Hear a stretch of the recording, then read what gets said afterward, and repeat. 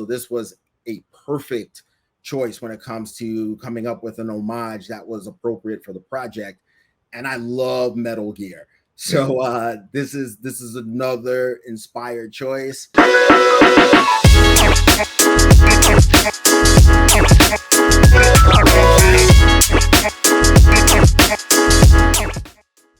And we are live. Hey, what's up, everybody? Sketch Guy here. And joining me today is Jamaal Harley, the publisher of Royal Oak Comics. Jamaal, welcome. Sketch Guy, thank you so much for having me. I really appreciate it. Absolutely. It is my pleasure. So we have a new Kickstarter project that I'm sure is right up your alley, the Ballad of Valkyrie Sinclaire. And I'm going to put the link here to this project. Of course, we're going to tell you all about it, why it should be on your radar, and how it fits into the larger Royal Oak Comics stable. But before we get into that, we have the man here himself, Mr. Jamaal Harley. And I'm sure most of you want to know a bit more about Jamaal, his passion for comics, and how it all started, how he first got into our beloved hobby. So Jamaal, tell us a little bit about your comic journey, how it all started for you. Yeah, so when I was a kid, my dad had a lot of comic books around, and that's some of the first things I tried to learn to read with. But first, I was scribbling on them and probably ruined some really good comics that way. But all is forgiven. But but I just have had a natural draw to comic books and cartoons, and I used to draw like in class, in church, anywhere I can draw. I was always drawing, and I wanted to be a comic book artist for the longest time. Then I discovered music, and I said, hey, I want to do this, and I stopped drawing and started making music. So I did that for a while with varying degrees of success, and then I was still always wanted to write a comic book. I also went to film school at San Diego State, studied screenwriting there. Took some classes at UCLA a couple of years ago, right before the pandemic, to get back into screenwriting. And in that class, I wrote my first comic book, Who's Bad? I wrote it as a feature, but everybody says this works better as a television show. So I was like, okay, well, it's episodic. So I could I could just do this as a comic book. So yeah, definitely when the world shut down, I had a lot of free time, and there's no more excuses to say I don't have the time anymore. So let's do it. And I did it step by step, each of the process, and, put out my first comic book May of 2021. So I've been putting out comic books and selling comic books for literally a little over 2 years now. And it's gone a lot better than I anticipated. And I'm just, eager to continue to grow and learn and get better and collaborate with, a lot of great people. That's also been a blessing, is just being able to collaborate and talk to people like yourself, and just anybody who's in this world is just something I dreamed of, and I'm very thankful for it. And again, we are thankful to have you here, Jamaal Harley, Royal Oak Comics. Before I say anything else, shout out to the University of Miami, film school alumnus here myself. So I definitely connect with Jamaal on that end. And in particular, I like the idea of getting some feedback on your story and really determining, this does work better in an episodic medium like published comics can be. When it comes to collaborations, which is also something that I think really sets in for a lot of us in film school, you get used to the fact that it's going to take a village, so to speak, to bring your idea to life. That film school experience also lends itself to a smoother transition, I think, to the world of comics, because we are not at that point yet. Who knows what AI has in store for us? Maybe you'll be able to just speak at your computer and then the images will form. But that's not the way things work when we're talking about creating comics, at least contemporarily today. So, with you starting your journey as a publisher specifically, what are some of the obstacles you ran into, and what are some things that you had to maybe rethink or make decisions about quickly that you didn't anticipate at first? Oh, everything was trial by fire. I reached out to some people who are already doing it, and I got no messages back. So, you know, if you reach out to me and you want to know how to find an artist, you want to find a colorist, a letterer, I will help you. Like, because I brick wall. But the funny thing is once I started researching and doing these things on my own, the more people were willing to help me. So that was awesome. Like, there's a lot of people that helped me. Once I started getting the ball rolling. Right. Yeah, just, you know, patience is one thing. There's a few times where I was probably not as patient as I should be with artists, and it's like you got to learn patience. So I own up to that. You know, just you know, certain things don't work out, or they don't, you know, plan the way you think they're going to go, and you have to just adjust and just persevere and keep going. And you know, so I lost my job. You know, at one point, got a new job. Just lost it again this year because of like layoffs and stuff like that. So the Google layoffs affected me. So Sorry to hear that, brother. hey, I mean, thank you. But you know, like I said, got to keep going. I appreciate it though.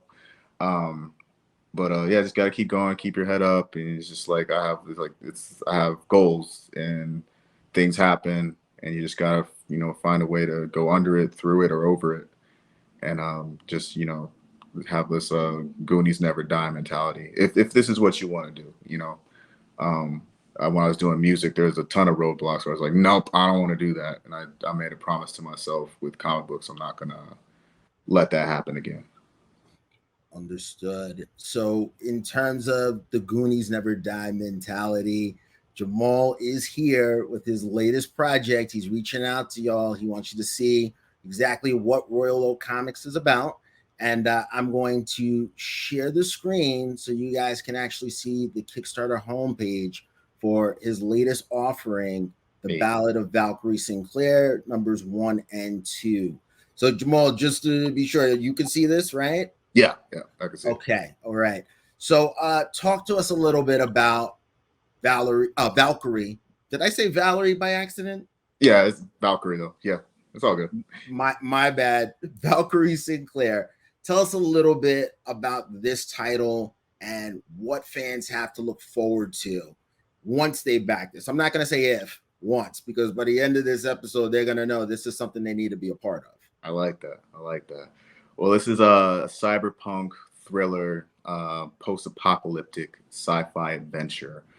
Definitely has a lot of influences from, you know, Akira, Blade Runner, Eon Flux, things of that nature. And basically it has the gist of the backstory is like I really like the comic books where, like, you know, the superheroes lose and then they're in this like messed up world and they're trying to build it back. So this is where that starts. The world's messed up. She's an elite assassin who got out but got pulled back in due to you know, switching to a life of crime, which is not something she's happy about. So she had these dreams of being part of this superhero team, but that got taken away from her. And her thing is trying to survive in this messed up world, having failed at becoming at her goal. And what is she supposed to, you know, become now? And through a series of events, she's being brought back into the fold of this world of these superheroes that exist in this cyberpunk world. And it's not what she's planning that it would be. You know, just in terms of influences, I mean, you named a number of really good ones: Blade Runner, Akira. I also want to throw out there La Femme Nikita. Oh yeah. You know, just with her not only being an assassin, but you know, there seems to be this longing for, I guess, her pre-apocalyptic experience. That I think fans of La Femme Nikita or the American remake, The Professional, you know, just someone who's coming to terms with what was and now what is, that I found really compelling. So yeah. I just wanted to put that out there. But with this world, I mean, if you look at where I am right now, what made you really hone in on this post-apocalyptic Los Angeles that has one, an alien invasion component, But then two, the actual look of it, it really matches up well, in my opinion, with some of the scarier potential maps we've seen due to climate change and global warming, Yeah. when it comes to how the West Coast may look, in 100 years or so. How did you come up with this version of the West Coast of the U.S.? Yeah, well, Waterworld's a huge influence. I really like that movie. So, like, I think it's overly hated and probably needs to be revisited by a lot of people who just missed it when it was initially released. I can understand some of the hate, but like, there's, I don't know, I have good fond memories of that movie, and it piques my interest, like a flooded world, especially with climate change. So it's like that's kind of one of the little mysteries I'm teasing. It's like it's definitely the result of the alien invasion, but there's some climate change metaphors in there as well. Okay. Yeah, I definitely see the Waterworld connection. And in the first issue, we do get a sense of this alien invasion. But it wasn't central to the story. Going forward, first of all, in the second issue, when folks back this project, will they get more insight into exactly what's going on with the aliens? Or is that something that we're teasing for a reveal further down the line? Yeah, definitely teasing it more and more in each book. So like, you don't really see them in the first book. You actually you see more of them, and just like, more of their technology that was left behind is explained a little bit more. And it's probably around book 3 and book 4 is when you're really gonna get some more answers. So you guys hear that? If you want to know about these aliens, or if you want to do me a favor and put me in a position where I can learn about these aliens, you need to back this project right now. Um, Again, Jamaal Harley, the man himself for Royal Oak Comics, telling us all about his latest project, The Ballad of Valkyrie Sinclaire. Issues number 1 and 2 are being packaged together with his latest Kickstarter offering. Link is at the bottom of the screen. Um, Jamaal, anybody who knows Sketch God knows that Sketch God loves to talk comic art. And right now in front of us, we have the covers for these first 2 issues. Um, Talk to me a little bit about these artists, what led to you discovering them, or what attracted you to their work, and then how were you able to bring them on board for this project? Yeah, absolutely. Um, the first one to the left, that's by Bang Bez. I've been following him on Instagram for quite a while. He mostly does like pinup stuff and more risque stuff, which I find amazing. He does amazing work, and I just love like how his colors, his design and everything like that. So it was kind of one of those, like, I reached out and didn't know. Sometimes you reach out and people don't answer you. Sometimes they do. So he's one of the ones who responded That's back. the And way it goes. yeah, it was a pleasure working with him, and yeah, I'm really happy with this look. We got Valkyrie's bike. We got our new look on there. The background's amazing. Fits very well. Couldn't be happier. I definitely want to work with him again. The artwork on the right is by Cesar Mora. He was one of the artists on book 1, the second half of book 1. Um, couldn't work it out for him to come back to book 2, but that's okay. He's still an incredible artist. Would love to continue working with him in the future, and he did an amazing job with Valkyrie's new design and new guns. And her new guns will be explained in issue 2 and how she gets that.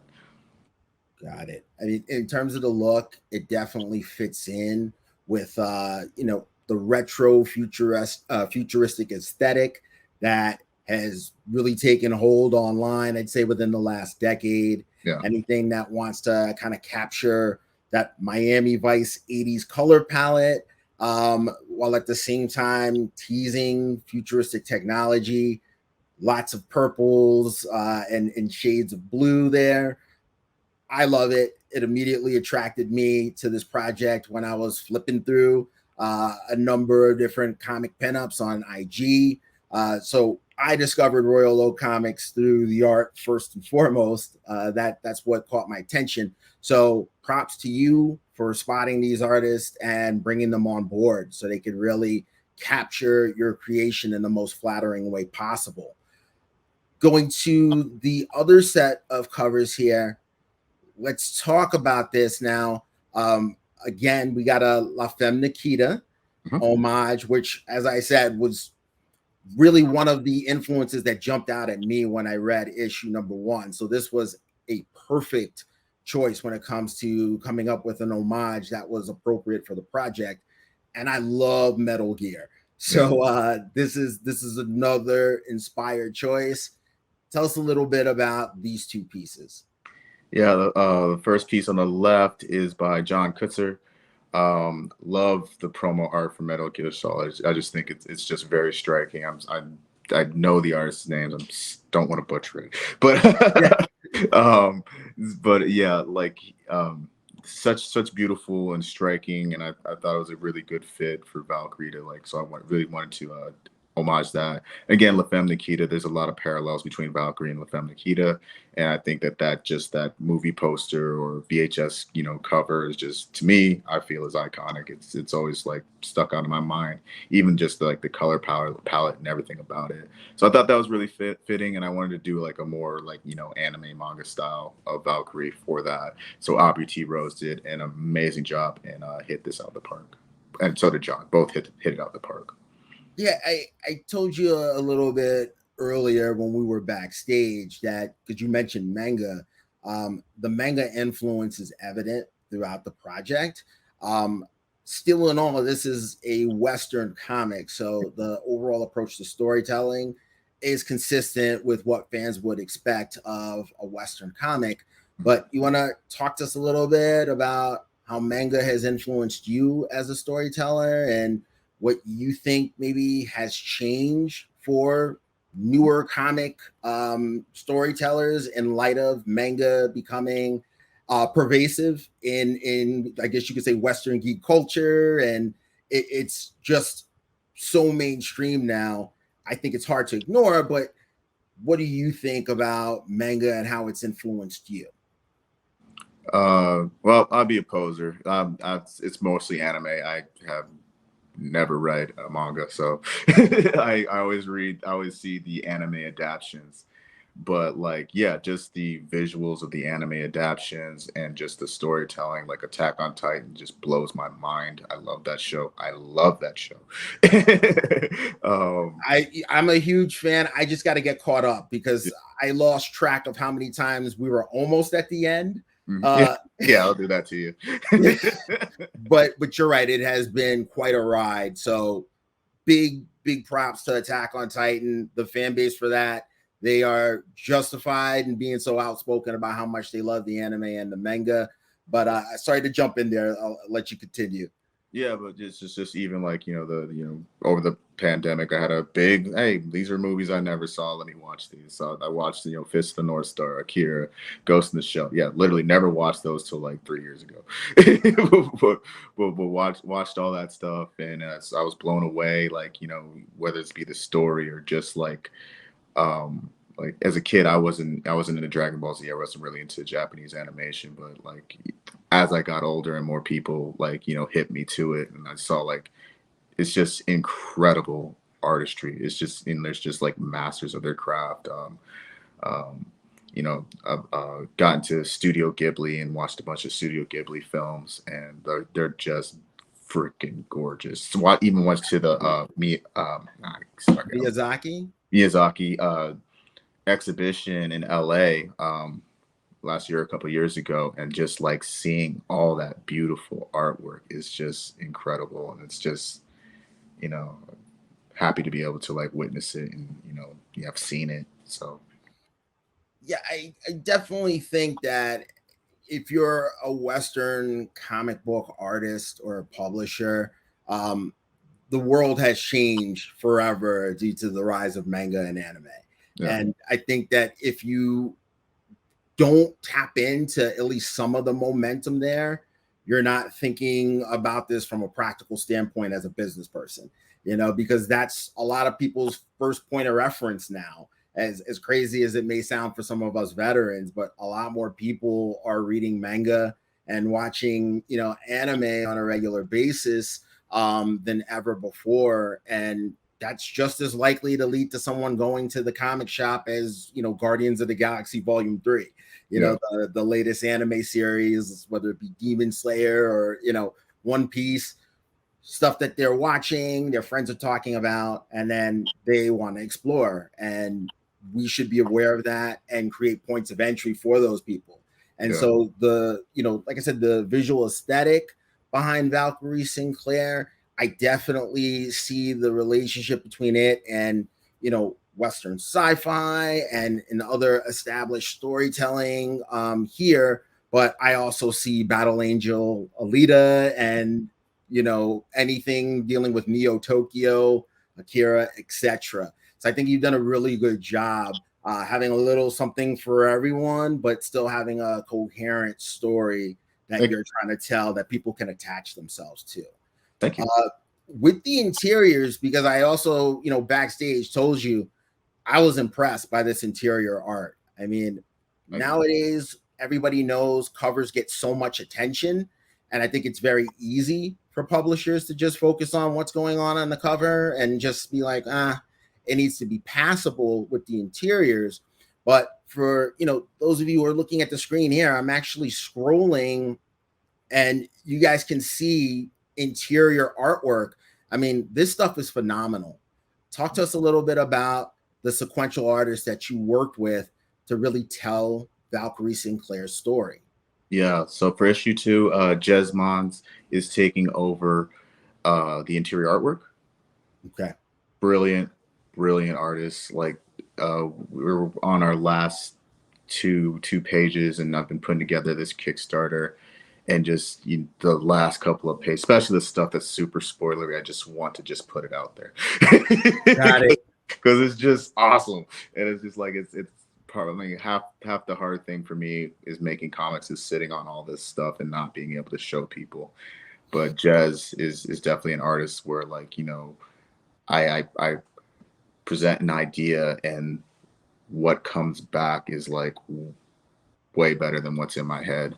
So I love working with artists like that who can, like, you know, take my ideas and my dumb scribbles and make them awesome.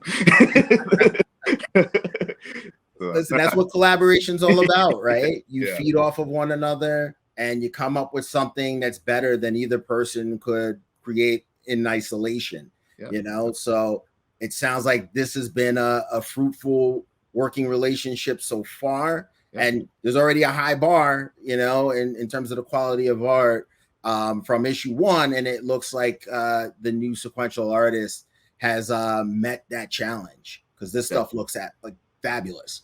Thank you. All right. So what about these reward packages? Because I'm sure we got people now saying, I'm interested, when it's time for them to actually put their money where their mouths are and support Royal Oak Comics. What are they going to get? Yeah, sure. So we have digital copies for $5. This is a black and white comic, so we're, you know, saving some money on a colorist, so we want to extend that savings to our audience. So it's $5 for the digital copy, $10 for issues 1 and 2. Physical copy is $10 plus $5 for shipping and handling. You can get the issue number 1 and number 2 for $20, $7 shipping and handling. And then we have a really cool art, or this one right there is gonna be a holographic hologram cover, so it's gonna be really sparkly and chromed out, and, you know, it's gonna look amazing. I can't wait to I've seen what other comics have done with it, but I think with this art from Thiago Silva and Dinky Ramos, I think is gonna be amazing. So that one's a little bit more expensive, but worth it. And then we're gonna have the art book. Oh, this is here where you can get like all our digital comics. Who's Bad 1 and 2, Conquer the Galaxy or Die Trying 1 and 2, as well as Valkyrie Sinclaire numbers 1 and 2. Get that for, what is that? $25. Yeah, $25. Sounds like a deal to me. Yeah. So get 6 comics for $25, digital comics. This is where you get like, you know, all the variant covers plus our art book, and our art books sell really well. Usually not on their Kickstarter, but on the next Kickstarters they sell really well. So, but they're awesome. You get some behind the scenes. You get some pages that, you know, we had one idea for and we ultimately changed. So you get to see like alternate ideas and alternate panels with the back behind the scenes. And for the first time, we are doing T-shirts. So if you want a Valkyrie Sinclaire #1 or #2 T-shirt, it's a Cesar Mora issue #2 art, and Lucas Meyer and Giuliano Paratelli issue #1 art. Shout out to them; they're doing big things. Lucas is over at DC. Giuliano is doing like working with, you know, way more successful indie creators than me. So shout out to them. At the moment. There we go. I'm sure if I talk to you in 6 months, it'll be hard to say that, but that's just my opinion. I'm sorry. Continue. Well, yeah, no, love to see the progress, love to see the growth. Happy for them both. Yeah, so we got some really cool things. I think we got an affordable tier for everybody. If you want to do the 200, that's our big one where you get T-shirts and you get like almost everything we ever put out, including posters, which are really hard to pack. So, but we will do this for you if you spend that money. So 2 bills, and they're rolling out the red carpet for you over at Royal Oak Comics. Exactly. That's the final statement on that. So really cool rewards tiers, something for everybody, like Jamaal said. And you know, you folks should take advantage of that link that I have at the bottom of the screen. Make sure you check out the project's homepage. Back this, because as you can see, just from the interior artwork alone, quality. There is quality work happening over at Royal Oak Comics. So Jamaal, tell us a little bit about the rest of the Royal Oak line now that people are more familiar with Valkyrie Sinclaire. They're going to get one of those packages. They're going to love what they receive. They're going to fall in love with Royal Oak Comics. What's next? What should they be checking for after they venture into Valkyrie's world? Sure. We have actually have some.